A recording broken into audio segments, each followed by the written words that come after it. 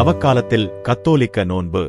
கத்தோலிக்க திருச்சபையில் லென்ட் காலத்தில் நோன்பு இருப்பது ஆன்மீக வளர்ச்சிக்காகவும் சுய கட்டுப்பாட்டிற்காகவும் செய்யப்படும் ஒரு நடைமுறையாகும்.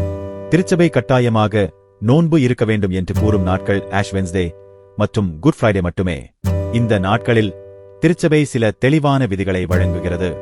முதல் விதி ஒரு முழு உணவு மற்றும் 2 சிறிய உணவு என்ற விதியாகும்.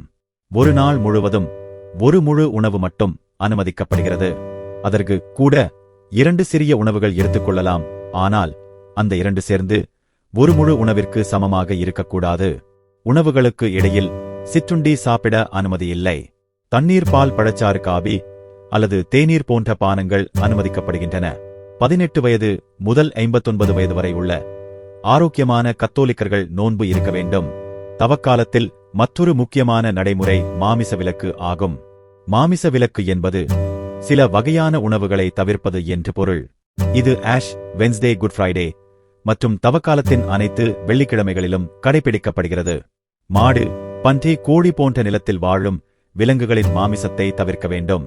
ஆனால் மீன் மற்றும் கடல் உணவுகள் அனுமதிக்கப்படுகின்றன. முட்டை, வெண்ணெய், சீஸ் மற்றும் பால் போன்ற உணவுகளும் அனுமதிக்கப்படுகின்றன. 14 வயது மற்றும் அதற்கு மேற்பட்ட கத்தோலிக்கர்கள் மாமிச விலக்கை கடைபிடிக்க வேண்டும். சிலருக்கு நோன்பு இருக்க முடியாது என்பதை திருச்சபை புரிந்து கொள்கிறது. உடல் அல்லது மனநல நோய்கள் உள்ளவர்கள் நோன்பிலிருந்து விலக்கு பெறலாம். கர்ப்பிணி பெண்கள் மற்றும் குழந்தைக்கு பால் கொடுக்கும் தாய்மார்களும் விலக்கு பெறலாம். கடினமான உடல் உழைப்பு செய்ய வேண்டிய வேலைகள் உள்ளவர்களும் விலக்கு பெறலாம். ஆனால் நாம் நினைவில் கொள்ள வேண்டியது நோன்பு என்பது வெறும் உணவு குறைப்பது மட்டும் அல்ல. நோன்பு நம்மை உலக சுகங்களிலிருந்து விலகச் செய்து நாம் தேவனை சார்ந்திருப்பதை உணரச் செய்கிறது.